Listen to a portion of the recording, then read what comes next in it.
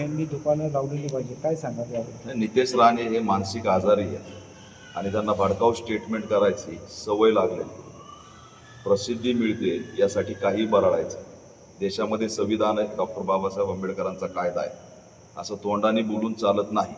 त्यांच्यामध्ये हिंमत असेल तर देवेंद्र फडणवीस यांना त्यांनी जे बोललं ते GR काढायला हवा. इथं नाशिक बौद्ध जिल्हा आहे, मुस्लिम जिल्हा आहे, आदिवासी जिल्हा आहे, सर्व जाती धर्मातले घटकातले लोक इथं राहतात. सगळे स्टॉल लावतील. कुणीही त्या ठिकाणी दादागिरी करण्याची भाषा करू नये. आणि नितेश राणेंना आमचा इशारा आहे, जर तुम्हाला एवढाच मुस्लिमाचा तिटकार आहे तर तुम्ही तेल कुठून आणणार आहे ते जाहीर करावं, पेट्रोल डिझेल कुठून येतं ते जाहीर करावं. आपल्या देशातले लोक मुस्लिम कंट्रीमध्ये गेलेत, त्याचं काय उत्तर देणार आहेत? तुमच्या अशा वागण्याने जर तिथं त्यांना त्रास दिला तर त्याला कोण जबाबदार आहे? त्याच्यामुळे जर कुंभमेळ्यामध्ये हिंदूंनीच स्टॉल लावावेत अशी जर नितेश राणेंची भूमिका असेल तर त्यांना माझं आव्हान आहे की या 4 लाईनचा फक्त GR काढून दाखवा, मग पॅन्थर काय आहे ते सरकारला दाखवून द्या.